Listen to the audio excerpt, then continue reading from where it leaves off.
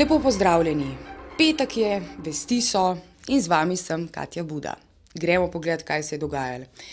Na Akademiji za gledališče, radio, film in televizijo, na kratko AGRFT, se je v sredo zvečer zgodil nenavaden in tragičen incident, ko je študent z nožem zabodel profesorja.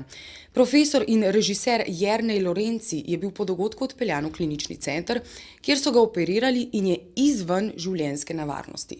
Nekaj podrobnosti o tragičnem dogodku pa je razkril dekan AGRFT-ja Aleš Valič. Profesor Lorenci je končal predavanje s prvim letnikom, ta storilec ga je čakal, niti ne vem, ali sta bila dogovorjena za sestanek ali ne.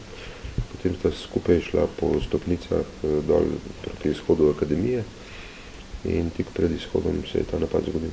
Nisem govoril s profesorjem, ker je sinoč bil operiran kot posledico tega dogodka. Tudi nikoli nisem niti slišal, da bi bil kakršenkoli problem ali med njima ali pa s katerimkoli drugim študentom. Kakor ni bil konflikten študentov? Ne, da bi jaz vedel. Jaz mislim, da smo zdaj trenutno vsi zelo pretreseni pa šokirani zaradi tega dogodka, tako da če bo prišlo do kakršnegakoli občutka strahu, ogroženosti, se bo pojavil verjetno šele kasneje, če bi do tega prihajalo, ampak upam, da ne. Zastopnik družine Nekrep, ki je pred dobrim letom in pol zaradi zdravniške zmote izgubila sina Bora, je spomnil, da odločba drugostopenjskega razsodišča zdravniške zbornice do danes še ni bila izvršena. 1. julija letos je razsodišče zdravnici Zlatki Kanič izreklo ukrep začasnega odvzema licence za 4 mesece in varstveni ukrep obveznega dopolnilnega 3-mesečnega strokovnega izobraževanja. Zdravniku Robertu Pogorevcu pa je izreklo opomin in 1-mesečno dopolnilno izobraževanje.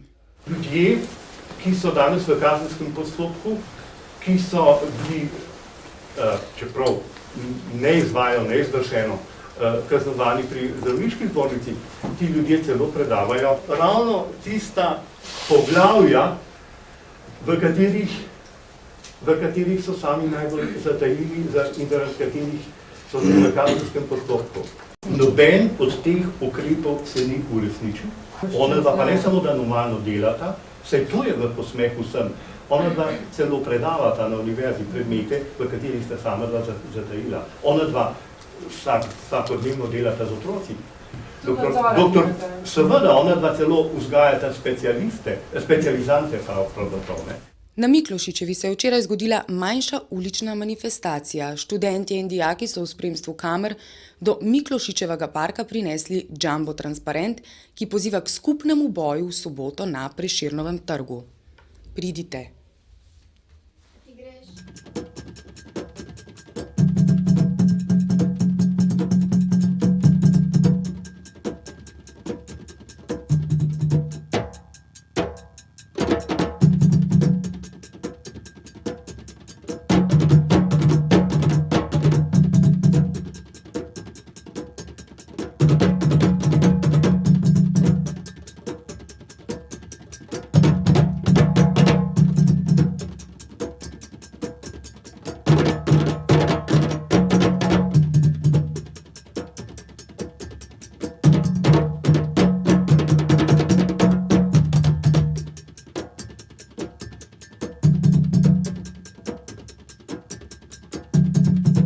O razlogih za demonstracije in vabilo na le-te Goran Lukič. Zveza svobodnih sindikatov Slovenije zahteva dvig neto minimalne plače iz sedanjih nekaj več kot 459 evrov neto na najmanj 600 evrov neto. To je takoj sprožilo pogojni refleks delodajalcev, ki pričnejo kričati, naše gospodarstvo tega ne bo zdržalo. A ta krik je sprevržen. Pa saj gospodarstvo še zdaleč ni abstrakten balon, ki visi v zraku in na katerem je velik napis bruto domači proizvod. Ne, še zdaleč ne. Gospodarstvo so ljudje, so delavke in sodelavci. In kaj pravijo te delavke in ti delavci? Te delavke in ti delavci vse bolj glasno govorijo, da je kup neplačanih položnic vsak dan večji, da je njihov družinski proračun obrnjen na glavo, saj se morajo sposojati denar od socialnih transferjev svojih otrok. Gospodarstvo v Sloveniji je, lahko rečemo, vse bolj podobno daljici. Na eni strani daljice se gnete vse več zaposlenih revnih, z nekaj 100 zelo prigarnih evrov, 178 tisoč prebivalcev Slovenije zasluži namreč manj kot 600 evrov neto mesečne plače. Na drugi strani pa je privilegirana kasta ultrazaslužkarjev, katerih letni prejemki se bližajo neverjetnemu znesku 1 milijon evrov. Pa poglejmo dejstva. Trenutna neto minimalna plača je nižja od mesečnega praga tveganja revščine za leto 2008, ki je znašal 545 evrov, in tudi od izračunanih minimalnih življenjskih stroškov v višini 562 evrov. Ponavljam, nekaj res prevrženega v tej logiki. Finančne institucije, ki naj bi bile prevelike, da bi padle, se vlagajo državne garancije za zadolževanje in izdatne finančne injekcije. Menedžerjem se podeljujejo zlata evrska padala in ostale bonitete. Medtem pa se delavkam in delavcem govori, potrpite, ni čas, počakajte. Na kateri čas? Kdaj? Včeraj nam je pisala ena izmed delavk, povedala naslednje. Delodajalcem oziroma tistim, ki odločajo o naših usodah, je treba nekako povedati, da imajo tudi delavci želodce in ne bi radi živeli človeka vredno življenje. Nič drugega, samo živeli bi rada kolikor toliko normalno življenje.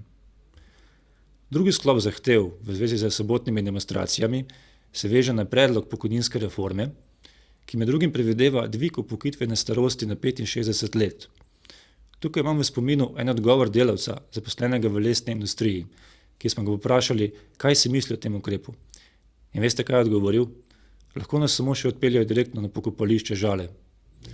Naj k temu dodam samo še en podatek. Slovenija na primerjalni lestvici intenzivnosti dela, zadnje evropske raziskave o kvaliteti dela, med 31 državami na prvem mestu. Revni in izmučeni. To je trenutna realnost vse več delavk in delavcev. In te realnosti mora biti konec. Zato vse pozivam na jutrišnje demonstracije na Prešernov trg ob 10. uri. Kajti to niso zgolj demonstracije, to je skupni boj za boljši jutri. Slovenija, Slovenija, Slovenija. Kulturac. Tudi letos se Ljubljani obeta pestro decembrsko dogajanje, ki se bo začelo s slovesnim prižigom lučk 3. decembra. Jej, lučke, lučke, pum, pum. Kot je pojasnila direktorica Zavoda za turizem Ljubljana, Barbara Vajda, bo za osvetlitev tudi letos poskrbel Zmago Modic, pa bo nekoliko drugačna. Pa je bilo to logično? V glavnem, drugačna bo osvetlitev. Osvetlitev bo drugačna, še vedno bo Zmago Modic za to poskrbel in to vse nam je razložila Ljubljana Barbara Vajda, direktorica. Morda boste opazili največjo razliko od lani ravno v tej praznični osvetlitvi. Avtor projekta Zmago Modic je nadgradil lanskoletno z rojstvom oblik, vendar na način, ki je morda v smislu kvantitete manjši od lanskega, več pa govori o sami ideji njegovi in o sporočilnosti te estetske in asketske forme, kot je on sam to poimenoval.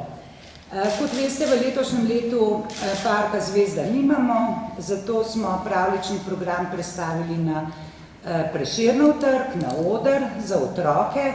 Lampione, ki so vedno popestrili ta del mesta, pa v Miklošičev park, tam je tudi novost, tam je praznični knjižni sejem. Še vreme, ne čakajte do 3. decembra, prižgite si lučke že kar sedaj. Jutri, če je treba, danes, kadarkoli vam paše v bistvu. Iz ljubljanskega studia 136, to so bile petkove vesti na vesti z mano, lepo se majte pa take podobne stvari.